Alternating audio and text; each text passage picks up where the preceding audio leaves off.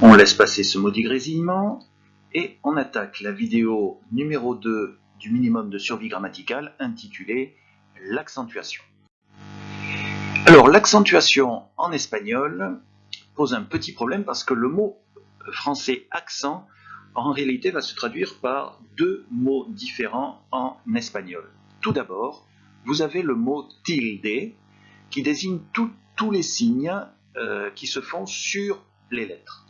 Par exemple, cette espèce de petit accent là, ou cette espèce de petite vague qui se trouve ici. Ensuite, vous avez le mot acento qui désigne une intonation particulière donnée à certaines lettres ou syllabes. Donc c'est une façon de prononcer.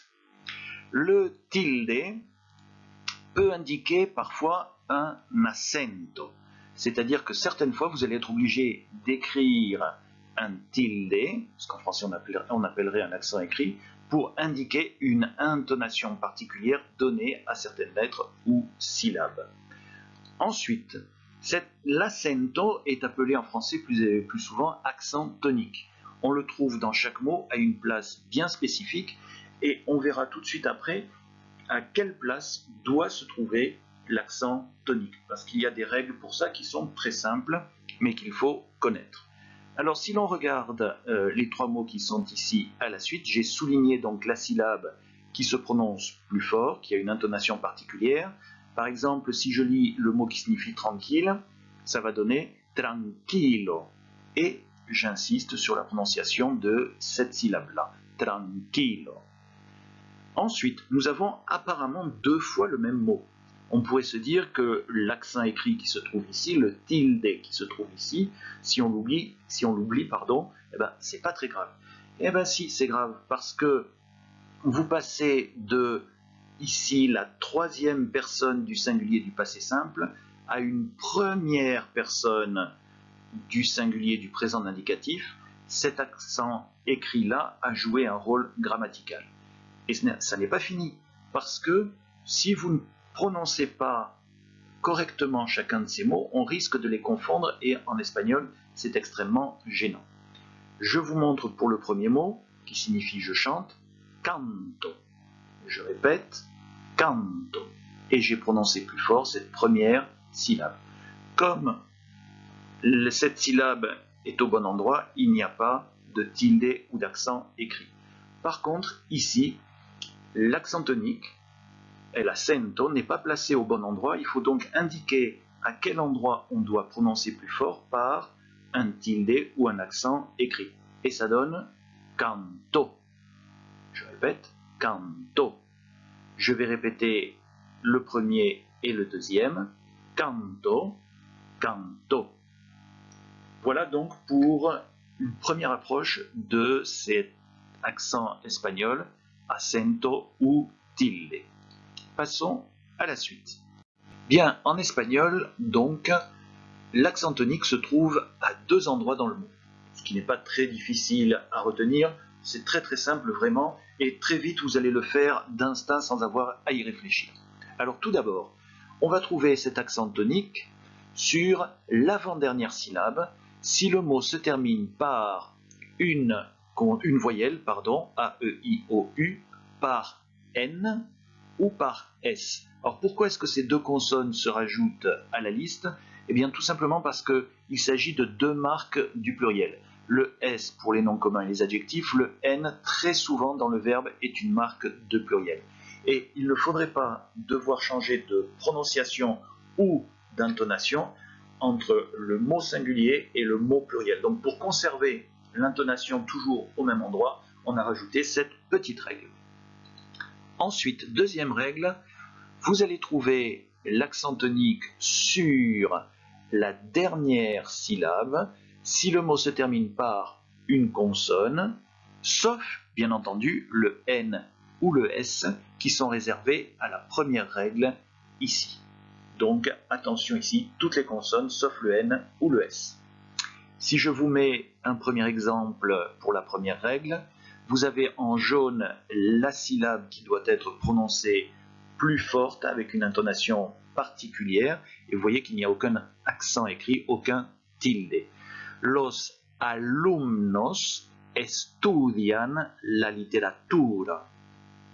On vérifie si la règle fonctionne. Ici, vous avez un mot qui se termine par un S, donc on doit mettre l'accentuation tonique sur l'avant-dernière syllabe qui se trouve là. Ici, le mot se termine par un N, c'est le verbe étudier. On doit mettre l'accent tonique sur l'avant-dernière syllabe ici. Les élèves étudient la littérature. Le mot ici se termine par une voyelle. On doit donc trouver l'accent tonique ici sur l'avant-dernière syllabe. Vous voyez que ça fonctionne sur cet exemple-là, en tout cas. Pour les tout petits mots, extrêmement brefs, là, il n'y a aucun problème à se poser, puisque comme il n'y a qu'une seule syllabe sur l'os ou la, il ne peut y avoir qu'une seule prononciation, donc pas de problème d'accent tonique. Dernier exemple pour la deuxième règle, pardon.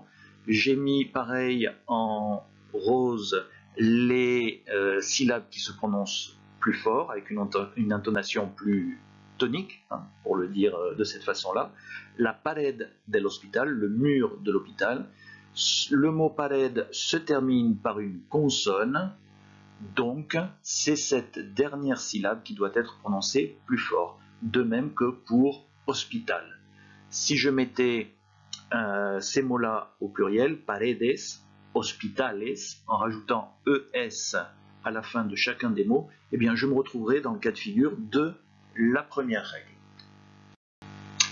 Alors parfois, on va avoir un tilde, c'est-à-dire un accent écrit, pour indiquer un accento, c'est-à-dire un accent oral. On écrit donc parfois cet accent lorsque la prononciation ne correspond pas aux règles de l'accentuation, ou alors pour faire la différence entre deux mots semblables. Pour mieux vous expliquer cela, je vous ai mis deux exemples ici. La première phrase signifie « je chante avec le groupe », canto con el grupo. La deuxième phrase signifie « canto con él », il ou elle chanta avec lui. Pour le premier mot, canto, dans la première phrase, l'accent tonique non écrit est à la bonne place, donc on ne voit aucun tilde, aucun accent écrit. Par contre, dans la deuxième phrase, l'accent tonique est signalé par un tilde, un accent écrit, parce qu'il ne se trouve pas à la bonne place. Le verbe, ici, se termine par une voyelle. Normalement, la syllabe tonique devrait être l'avant-dernière, ce n'est pas le cas. Donc pour indiquer à quel endroit on doit prononcer, on met un tilde, un accent écrit. C'est un petit peu le même phénomène avec le mot qui est écrit en jaune, l'article L. Vous comprenez qu'ici, il n'y a pas de problème de prononciation d'une syllabe en particulier, puisqu'il n'y a qu'une seule syllabe, et pourtant, vous pouvez avoir un accent écrit ici. Et cet accent écrit sert à faire la différence entre un article et un pronom. Oubliez l'accent écrit, ici, oubliez le tilde, reviendrait à confondre en français le mot qui signifie lui avec l'article le. Ce serait une faute à peu près de cet ordre-là. Ensuite, accentuation tonique irrégulière. Le mot esta, par exemple, a un accent écrit ici, un tilde écrit, tout simplement pour différencier avec un mot qui a le même accent tonique. C'est un petit peu le même exemple que pour elle, juste au-dessus. En effet, esta sans accent signifie cette. C'est un adjectif démonstratif. Esta avec un accent écrit signifie celle-ci. Vous avez affaire non plus à un adjectif, mais à un adverbe démonstratif. Donc on rejoint un petit peu l'exemple de elle qui se trouve ici et là. Vous avez deux mots différents qui ne se différencient que par l'accent écrit ou pas. Alors on va faire un petit entraînement à la lecture avec certains mots. Là, vous connaissez déjà celui-là. Je vous laisse le prononcer correctement et je vous donne la solution après. C'est parti. Il fallait bien insister sur qui, on l'a déjà vu avant, et ça se prononce tranquillo. Tranquillo. Et je vous ai mis la syllabe au bon endroit. Je vous le répète encore une fois, et vous le répétez après moi avant de passer au mot suivant. Tranquilo. Ensuite, si je mets ce mot-là au pluriel, que se passe-t-il pour la prononciation, pour l'accent tonique? Je vous laisse proposer votre solution. Je vous donne la réponse, rien ne change, on va dire encore une fois tranquilos en insistant sur la même syllabe, tout simplement parce que on a mis cet adjectif-là au pluriel, mais il ne faut pas que la mise au pluriel change la prononciation du mot lui-même. Passons à la suite. Ah non, je ne dois pas le prononcer, j'ai failli faire une gaffe. Donc là, je vous laisse prononcer ce mot-là en cherchant la syllabe tonique. Et la solution est intelligente. Vous répétez après moi, intelligente. Le mot se termine par une voyelle, par conséquent, l'accent tonique doit se trouver sur l'avant-dernière syllabe. Mot suivant. Alors j'ai mis l'article, je vous laisse le prononcer. Et la solution est los peluqueros. Alors j'exagère un tout petit peu la prononciation, exprès, je répète, vous répétez après moi, los peluqueros. Et ici, le mot se termine par un S, puisque c'est un nom commun pluriel, ça signifie les coiffeurs, et normalement, c'est l'avant-dernière syllabe qui porte l'accent tonique. Et on dit bien los peluqueros. Ensuite, je vous laisse lire ce mot-là, le prononcer à voix haute, et la solution est un caballo. Vous répétez après moi, un caballo. Ça signifie un cheval, il se termine par une voyelle, c'est l'avant-dernière syllabe qui porte l'accent tonique. Presque le même mot, mais avec une petite différence. Et là, comment doit-on prononcer? Je vous laisse faire. La solution est la suivante. Un caballero. Un caballero. Alors, les deux mots se ressemblent, mais vous voyez que ce n'est pas la même syllabe qui est prononcée plus fort. Tout simplement parce que votre mot se termine par une voyelle et c'est l'avant-dernière syllabe qui doit porter l'accent tonique. Je répète les deux mots, un caballo, un caballero.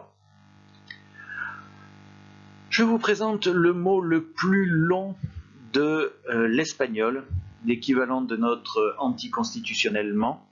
C'est un électroencéphalographiste, c'est-à-dire quelqu'un qui fait des électroencéphalogrammes. Je crois que j'ai placé une image pour être plus clair. Donc on place plein de petites électrodes sur la tête de quelqu'un pour voir l'activité du cerveau. J'espère que la vôtre est à fond. Alors comment prononce-t-on ce mot-là? Là, je vais vous conseiller de faire pause avant de le prononcer. Allez, pause et vous prononcez.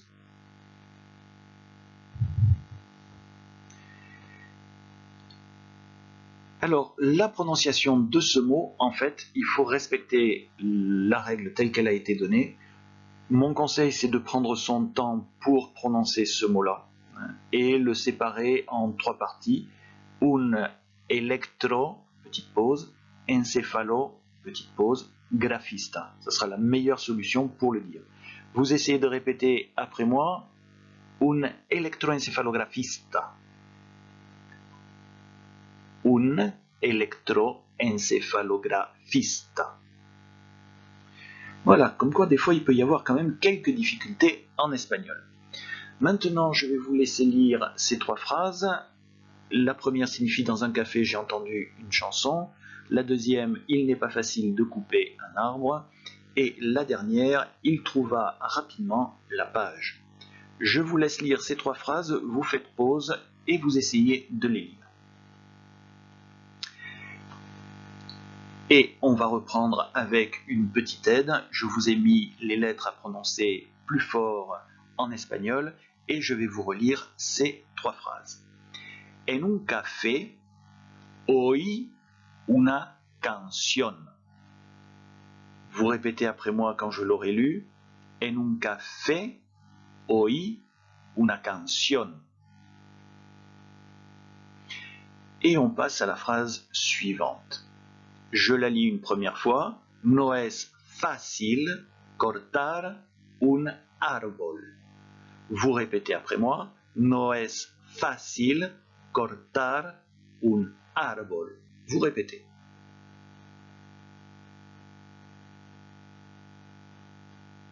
Et on passe à la dernière phrase. Encontró rápido la página. Vous allez répéter après moi. Encontró rápido la página.